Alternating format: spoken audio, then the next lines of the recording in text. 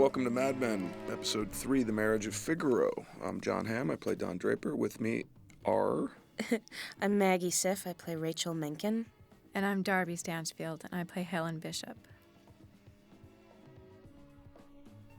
There were an awful lot of theories as to what this meant. I think Matt sort of stated it best in some interview or another where he said he wanted the idea of the world collapsing around this person. And I think it's much more metaphorical than literal. One of the many train images that happens to me in the show. Richard Whitman? This is all green screened out, and I think it looks pretty good. It's me, Larry. Brzezinski, L, Fort Sill. And is this the first moment where we hear Dick Whitman? This is the first revelation of any sort of idea that there may be something else happening with Don. I'm upstate. Hey, I just saw Jerry Crichton. Remember? Slept with a sidearm in his bunk, almost blew his jaw off. Yeah, I remember that. Yeah, well, look, I should, call me. We should catch up. Absolutely. Old Dick Whitman. Ha! What are the chances? I love that look of, like, nausea / panic on your face. You really look Right like there. you're going to call him.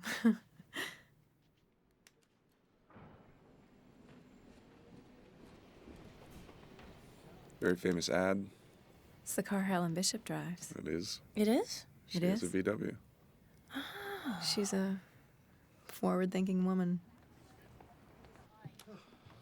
Morning, Hollis. I mean, it's France. What do they want with the bomb? Oh, he must have given it to him. No way the frogs came up with it on their own. Hey, it's a honeymoon kiss. Here comes Romeo without his roe, like a dried herring. Do I seem different? You do look depleted, Humps. The wedding was great. How was the rest of it? We are talking about my wife here. Ah, she's already got you there? Gentleman never discusses. We're talking about you here. The man who told us to coach that girl from 21 had tangerine panties. Come on, buddy boy, spill. I don't know. Something happened in the ceremony. It's when he said that thing about being new baptized.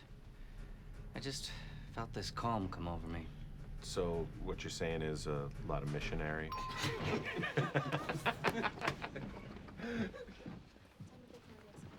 Fine.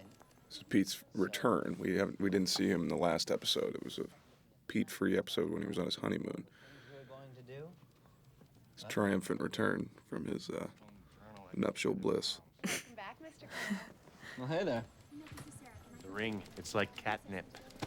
Did you know that 600,000 gallons of water go over the falls per second? Per second. Oh, look, he's back. Good morning. Congratulations. Welcome back. Thanks, everybody. When did this place get so friendly? I guess people missed you. Welcome back, Mr. Campbell. Hildy? Actually, I've never seen the offices of Sterling Cooper. It's in a different studio than the Draper's home and all of the exteriors and locations that we shot in. So I've never actually been in the offices. I've only seen them on TV. One of a series of shots of the back of my head. We just missed the racist chicken joke. It will return. Oh, boy, will With it. many others. Mr. Romano, Mr. So far, yeah, Helen Bishop doesn't engage in a lot of prejudice or racist rhetoric, but Helen is a Democrat as well. She's very forward-thinking. she's very forward-thinking. Divorcee. But I do love the fact that my character, she says it as it is. She says it how it is, and she does kind of go against the very polite, characteristically, I would say, female thing of being just very polite and perhaps not saying really what you think in that time period, but covering it up with pleasantry.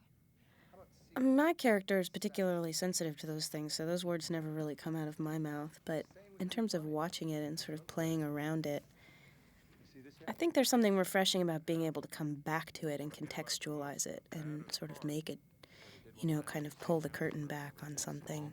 It was a half-page ad and a full-page buy. You could barely see the product. I don't get it. Elvis just got back from West Germany. Why not put him in it? They must be getting results. They keep going back to the well. I want the Chinaman out of the building by lunch. I'm still waiting on my shirts. You seen this?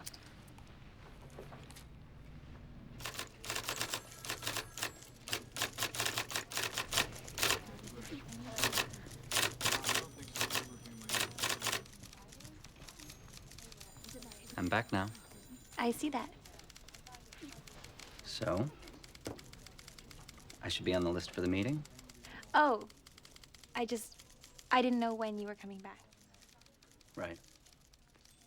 Yeah, well, it's today. Here I am. This is also the first time we see Peggy and Pete together after their dalliance in the pilot, and the awkwardness that stems from that. When I came over that night, you know, before, I was there.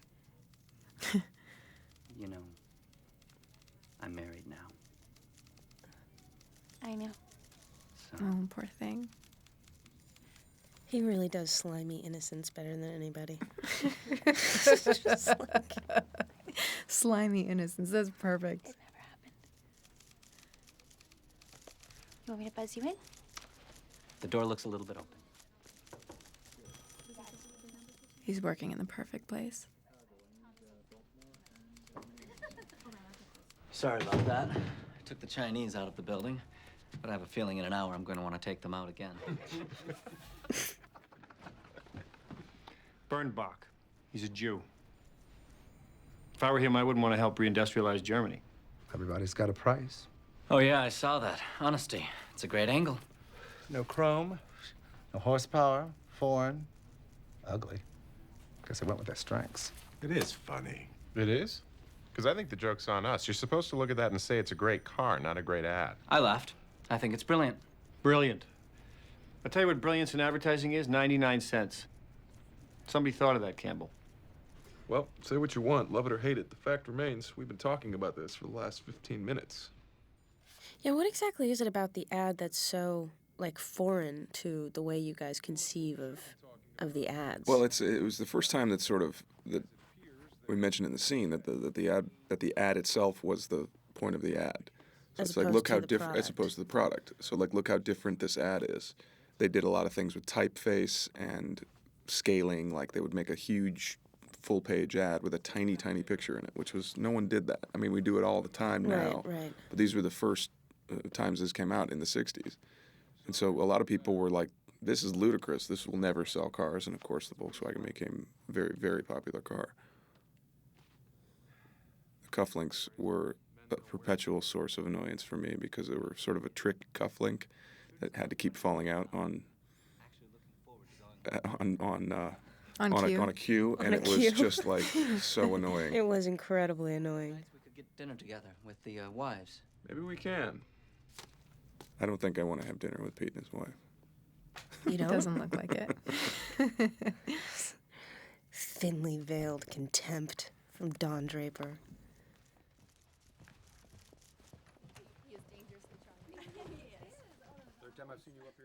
Oh, the ladies in the coffee room. I was on my way over anyways. I have something of yours. Lady Chatterley's lover. I finished it last night. Good to the last drop. I love how worn it is. Like it fell in the toilet bowl. Or That was something. that was a specific production note too. Matt wanted it to be very wet, like it was red in the bathtub. Bathtub, Right. exactly. It's had its use. Have you read this, Becky? I don't think that's a good idea. There's I read it a long time ago in college. I know the word. I've never read it. Heard a lot about it. Reputation. Men won't read it, and they really should. I don't care if it's 500 years old. It's another testimony to how most people think marriage is a joke. They rip a lot of clothing. Yeah, it's a fantasy. He's married, she's married. It's a fantasy. That's a very Matt thing to do, to sort of sweep into a scene and be like, no. The prop has to be like this. You know, sort of descending from the writer's room and correcting some, like, tiny detail and then running away back to the writer's room, leaving everybody to scurry around, make it so. So the doctor says to him, I hope you're happy. While you were out finishing a round of golf, your wife was in a horrible accident. She is going to need round-the-clock care, bathing, toilet. Then the doc looks at him and says, I'm just kidding, she's dead. Hey, what'd you shoot? So we have an initial research report and what I think are some very astute Best hat in the show. Definitely. This Hands is my down. entrance as a peacock. Right here. It really is. Kenny, of course you know. Harry Crane Media. And Mr. George Pelham over here, who is from research and who has more degrees than a Russian protractor. That's quite an introduction. From the other side of the pond, I see. We take his word for it. Janie did such an amazing job with the wardrobe, with the styling of the show. You'll see. And I sort of put myself in Janie's hands, because she would show me things and I'd be like, really? And we'd put them on and something would happen, you know. The character is very fashion forward. She's in retail, you know. She should be sort of at the cutting edge. Another cufflink thing that took 500 things to get. How'd you like the girdle?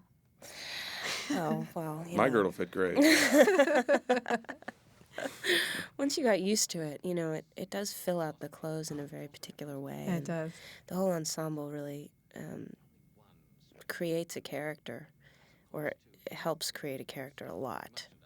Did you feel like it changed the way you moved at all or breathed? Oh, Yeah, me absolutely. too. I sat differently wearing that thing. And Rachel is very composed, so it's like the way the clothes held me in ended up being extraordinarily helpful. For the character. Yeah. Yeah. This is comprehensive. It's the lay of the land. Just from holding it, I feel more informed about my competitors than ever. And yet my store already has a personal shopping service and designer collection. I think what attracts Rachel to Dawn is that she is a independent, forward-thinking, forward-moving person, and that it's wrapped in that package is even more attractive. So here's this creature that just doesn't exist in anybody's life, really. This smart, composed, beautiful woman that has her own thing that she's doing, and that you know, he has a little bit of that in Midge, and I think eventually Don realizes that's sort of, she's a little bit playing a part, but Rachel is much more real, I think, and committed to it. I also think she challenges Dawn in a way, in a very direct way. She speaks her mind, doesn't she? She speaks her mind, and, you know, in that office scene where it's so clear that none of them have bothered to visit her store, she says it like it is. And Dawn, I think, responds to the truth-telling instinct in her. Very much so. It's a date. It's refreshing. And there's the chicken. That chicken actually took a huge dump on the floor when we shot it, once or twice. It was. I think of the chicken also as being like the most disdainful thing Rachel could ever see in her life. It's like a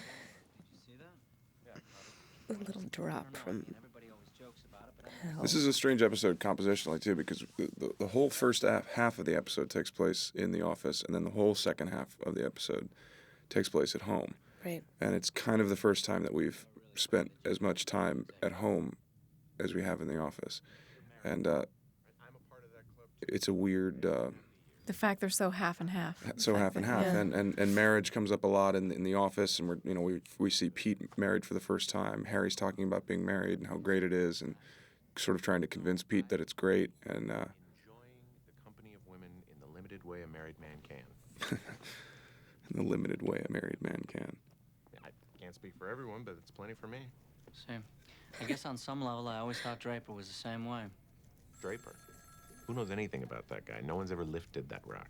He could be Batman for all I know. I'm not Batman. Shit on the couch. That was priceless. Hello, honey. Dinner. Wow. What do I want for dinner? I don't know. Anything but chicken. Yes, they missed me. Ribeye in the pan with butter. Rich has such a the actor playing Harry, Rich Sommer, has such a sort of a Pollyanna innocence about him. He's trying to quit smoking and sucking on his lollipop and talking about, the right way to be a husband, the right way to be a man. Which, as we will see, will be crushed out of him. Yes, but with so much suffering and heartbreak and trauma around it. Beautiful downtown Los Angeles. Yes, we found this amazing old building in downtown Los It was Angeles. an old bank, wasn't it? I think it was, Something yeah. like that. That plays Menken's department store, which I believe is loosely based on Barney's. Is that the case? I thought it was based on I. Magnan's, actually. Why do I hire young girls? Because they cost practically nothing. Costume change. This is my closet. The original tenants laid the last brick the day before the crash. When I saw the leopard print shirt, this was a moment where I was like, Janie, really? And she was like, really? I was like, okay. And I put it on, and then the jewelry came on, and I was like, oh, right. By 1932, these people had failed. My father and uncle put this place up for a shekel. Well, it is crowded, but that might have something to do with the sale, which means that if we're successful, you're going to lose the customers you have in order to get the customers you want. I was going to start with raising prices. Can you imagine what my father said?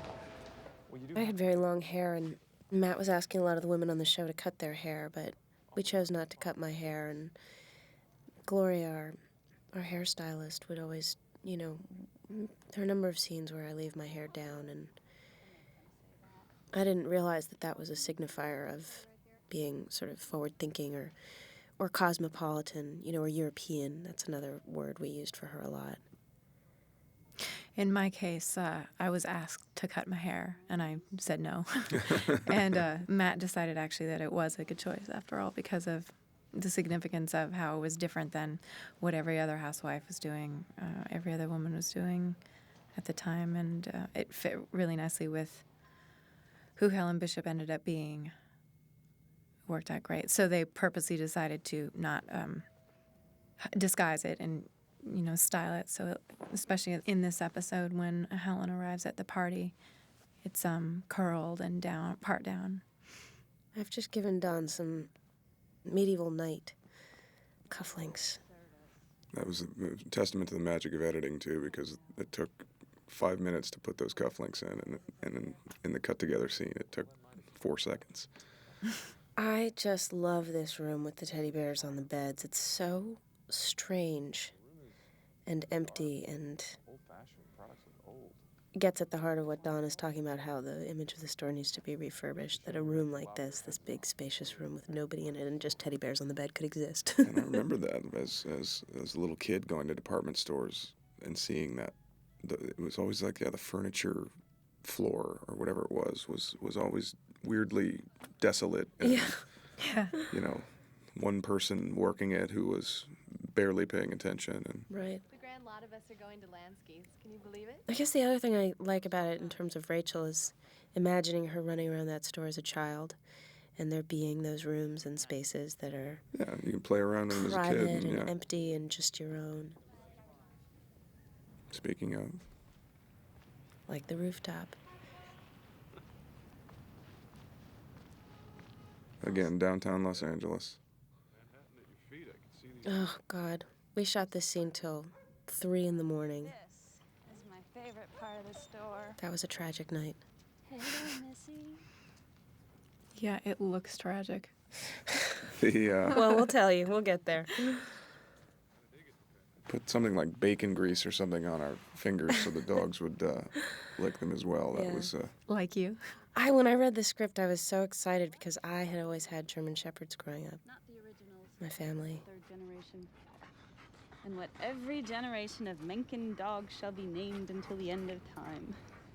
Green screen, by the way, behind us. That is not... Isn't it a blue screen? So even then you enjoy telling men what to do. Let's go with a screen. Practically home. My father liked to work. No, this is a relatively important scene in the relationship between Don and Rachel, and we did shoot this very, very late at night downtown Los Angeles.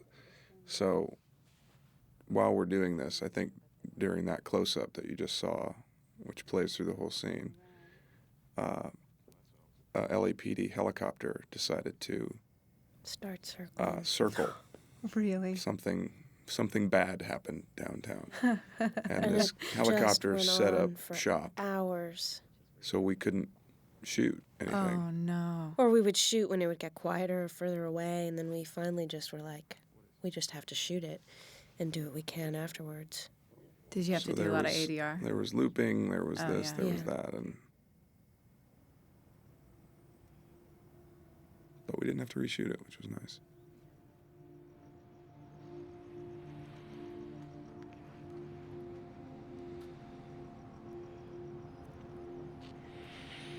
One of the longest kisses in the history of television, perhaps. This is intimate to a point. It's, both of us are fully clothed, so it's not awkward in that sense. But yes, I can imagine. I don't know what to say. They can be awkward. But Maggie and I are very good friends, and that makes it a lot easier. Listen.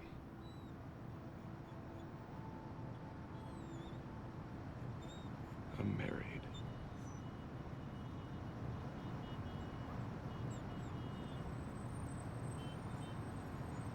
I guess I didn't ask because I didn't want to know. Shouldn't have happened. I love that line, it shouldn't have happened. Well, you couldn't help yourself. We don't know if we're talking about my marriage or the kiss. You stormed out of your office. I took you up here. That was stupid. I just so looked forward to seeing you again. Now I guess that's over. I find that moment really interesting where she confesses to sort of having been vulnerable and doing something out of character. Right away, right? Right after away. the fact. Immediately. Yeah. And then it's like click, click, click, all the armor comes right back on. And she starts buttoning it back up, and by the time the scene's over, she's the owner again. Right. I think when they get down to talking to each other, there's something very direct and immediate in the conversation and in the quality of how they can talk to each other that I don't think she's ever known before. I think she likes how strong he is. There's something she recognizes in him, and I don't think it's fully conscious, but at first. But there's some way that he holds himself outside of what's going on around him, a kind of outsider status that I think she really identifies with. A mystery and a strength about him.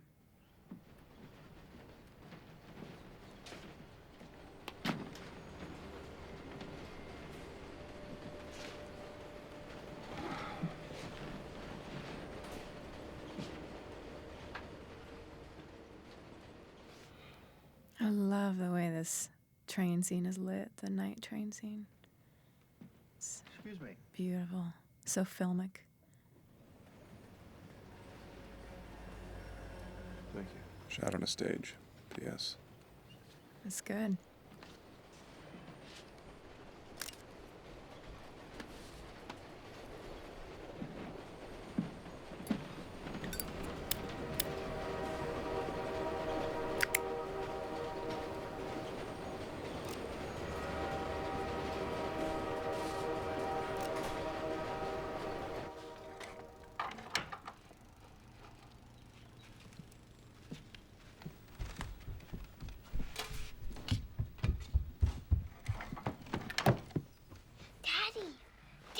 Daddy, wake up, it's my birthday.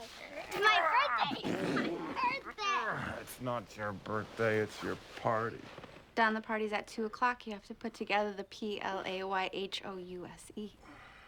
How am I going to put together a pony? A pony? I'm getting a pony. Bobby, I'm getting a pony. Great. She'll forget all about it when she sees the playhouse. There's a bacon and egg sandwich for you on the range.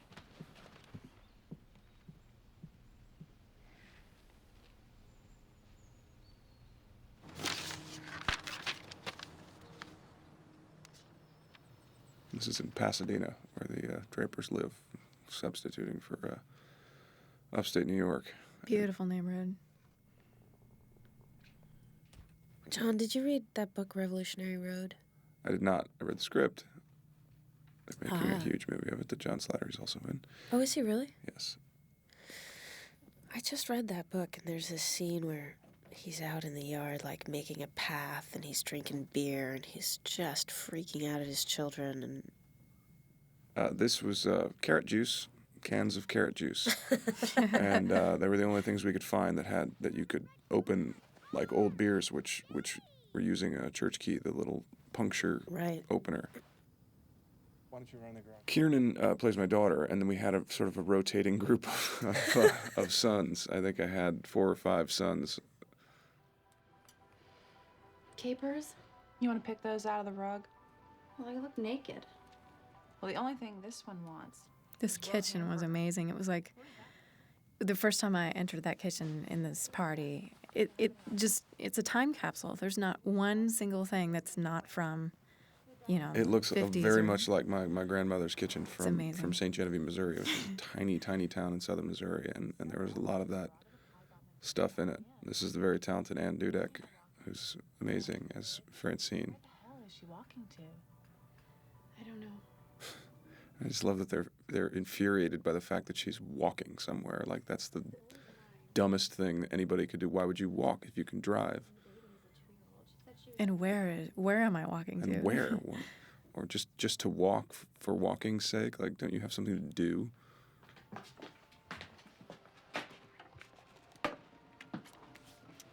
That man. I know.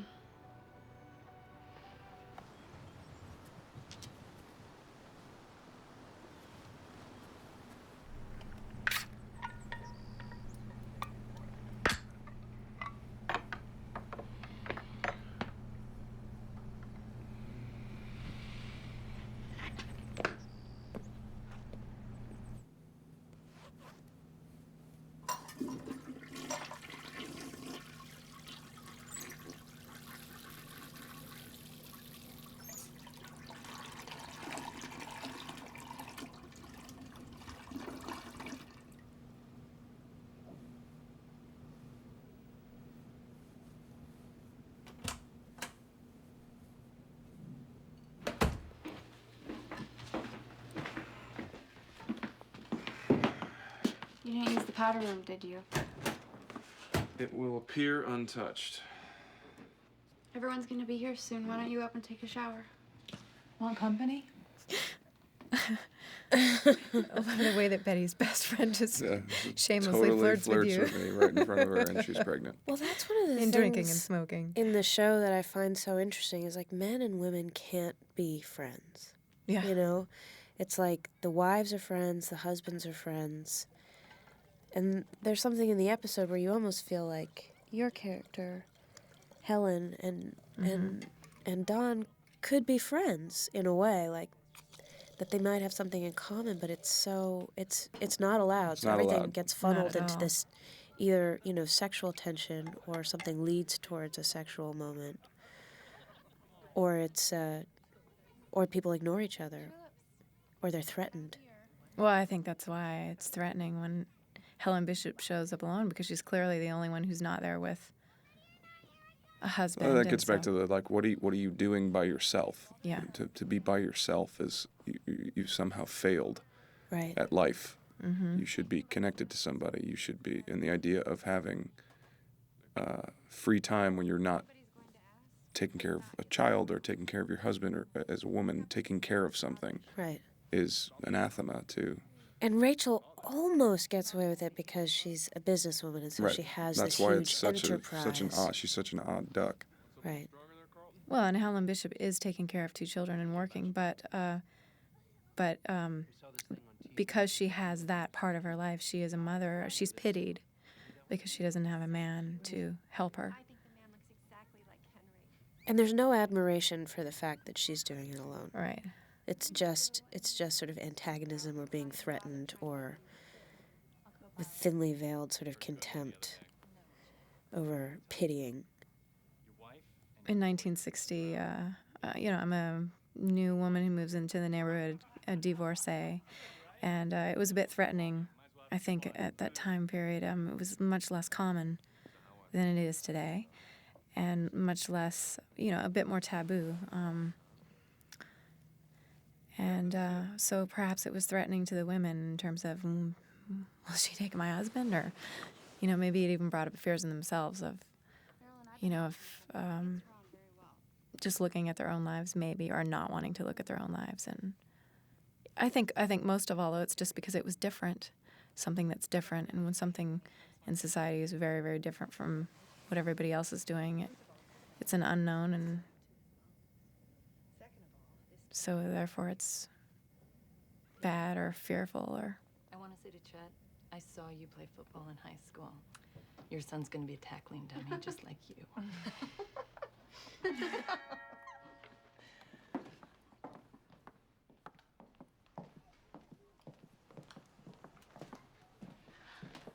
According to Glenn, when the door's a little bit open, you're supposed to come in. Hello, Helen. So, the boy playing Glenn, his name's Martin. He's actually Matt Weiner's son. He was great. This is the first time he's ever acted on television, and he had a lot of questions for me. And in this particular episode, I stay very close with him, and I make sure he's, part of my deal is we're new neighbors, and I'm bringing him over to introduce him to some more children, and hopefully, find some friends for him. And the dynamic between he and I was great because he was relying on me a little bit, just with what do I do here and how does this work, and so we had this natural dynamic that lended itself to the actual scene. I'm pretty sure there's some peanut butter sandwiches and a BB gun out there. He was Butter great. sandwiches and a BB gun. And you do have this kind of swagger. You move differently than the other women. And, oh, can you take some movies this time? Of everyone, or just I think very much like you. It was the wardrobe and the nails as well. I had these God, the long nails nails. on. It helped tremendously. Ladies, this is Helen Bishop. This is Marilyn and Nancy. I love that outfit, the red pants. Janie and I talked about how Helen wears a lot of bold colors, and she dresses very smart.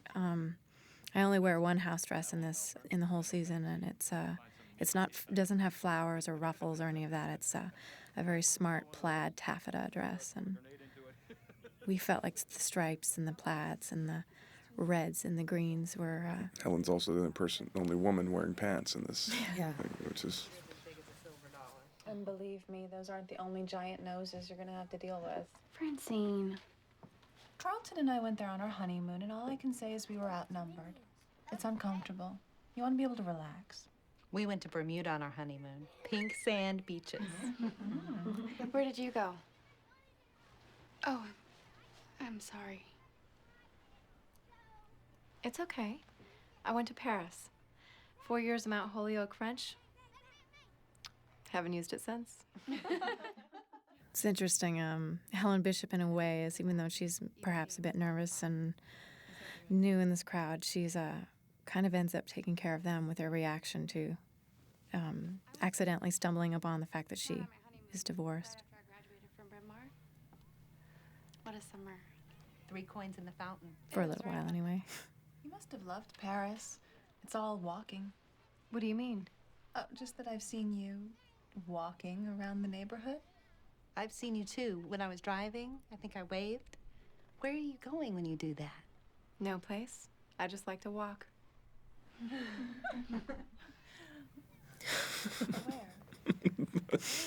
But where?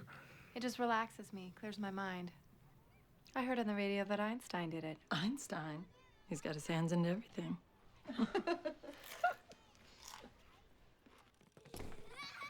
I love it because one of the choices that Matt and I talked about was Helen Bishop. She's new in this situation, in this neighborhood, and she's making a new life for herself. But she hides her nervousness with a confidence. Her veil is this confident. She has to be. She has to stay strong. Looking for Glenn. A bunch of them just ran through. There the boys. How we doing?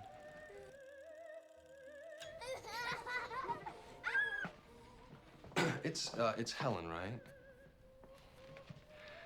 I know your situation. I love it. His wife's in the kitchen, pregnant.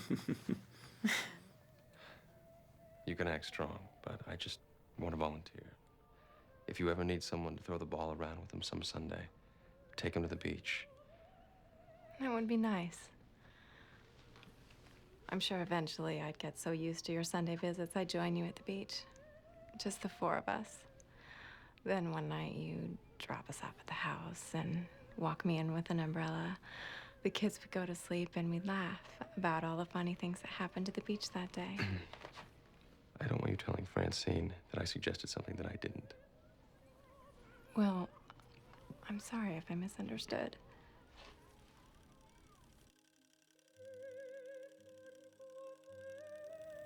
I love those old cameras.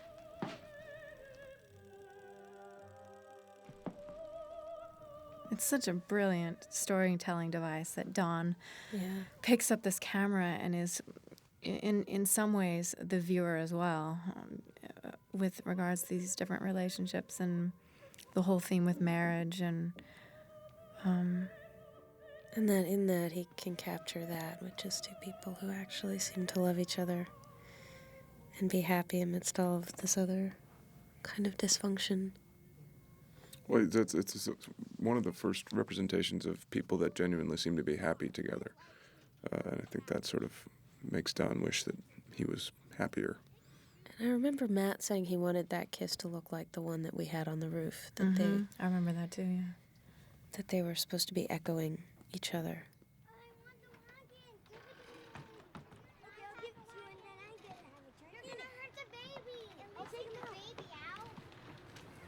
Interesting crowd in there. Same crowd out here. Don's actually the only person who's truly nice to Helen Bishop in this party. I think it's great, actually, that it's just left at that. There's a kindness, there's a exchange of kindness, but it's not defined in any particular way. It doesn't. Right. It's Don actually listens to her and talks to her like a human being, as opposed to judging her as a single mother. Which is probably why she goes out there to seek refuge away from the vultures in the kitchen. I had a job in sales before I was a mom. Have you seen my mom? No, honey. Maybe she's in the dining room. Betty? What? And there they find her. I love that this relatively innocent pairing is looked on like some sort of crazy pass, or earlier Francine was totally blatantly making a pass at Don, or flirting, but that was seen as okay because she's married and would never cheat. Hey, don't run in the house. What is going on in here? Your kid knocked over a drink. You need to tell him this is not a jungle gym. Ernie, did you hear what Mr. Fairley said? Did you say you were sorry? Do you want some more? No. Come on. He heard me. Go get your mother in here to clean this up. That's a moment that a lot of people have talked to me about in watching the show. That somebody else would hit somebody else's child, and sort of the notion of how different parenting is today, supposedly, but that is such a so taboo now. I mean, it's so something you don't do. I Politically think incorrect. rightfully so. I mean, Yeah, I think of that we have advanced as a society. This is Don applying for best dad of the universe. Okay, thank you.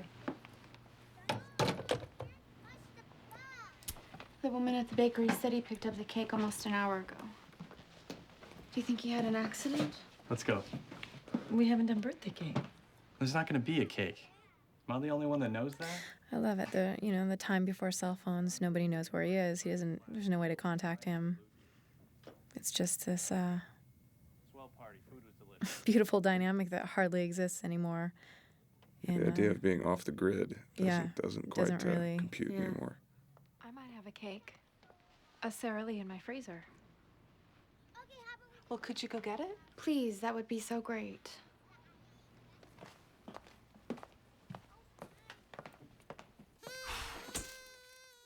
They were all so excited about their outfits, their cowboy hats and dresses and such. I was not around for a lot of it. We shot a lot of my stuff separately, but They were great. It was like summer camp. yeah. The day where the scene where they're running through the living room and Donna's filming them on the camera. I was back in the hallway with them when they were lining up, and they were so concerned about the order they were in. And Aww.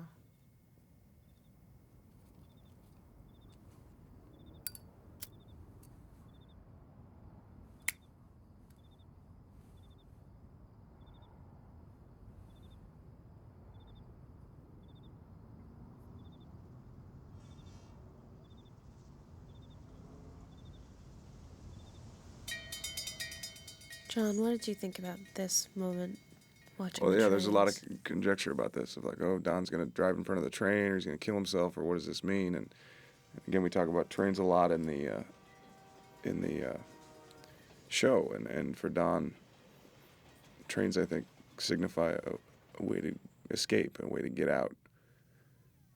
And we see it in Hobo Code. We see it in a lot of the stuff where he's just trying to.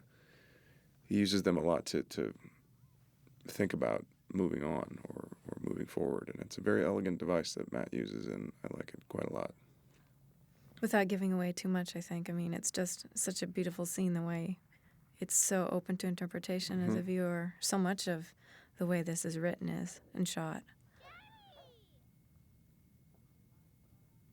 We see a lot more of Don's family life. In fact, fully half the episode. And we see just how little he enjoys being in that life. And as such, how much he likes being in the office. I want to name her Polly Doggy.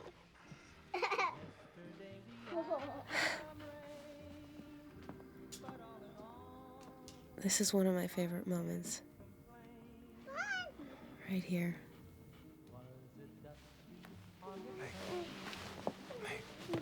So bittersweet. Happy birthday, baby. She brushes And you she's off like, and lunges I wanna at the go to dog. that dog. Like, what's wrong with you? That moment of being a kid that's so honest, where you're like, Daddy's weird and a little drunk, and I got a dog. We get a lot of male-female, man-wife stuff in this one, and how challenging it was to be a husband, to be a wife, to be a woman that's not a wife, which was sort of significantly looked down upon in that era. So it definitely sets the stage and sets the time very firmly. And I also think in the home, there's like that whole second half of that episode echoes, like little things that echo back to the first half of the episode with the cufflinks and the dog at the end, the dog's on the roof. And this episode is really artfully done because you see the first half echoing throughout the second half as he's trying to figure out how to sort of exist in his home life and his sort of struggle with it. But it's always, In it's his so marriage. subtle, and in his marriage. Mm.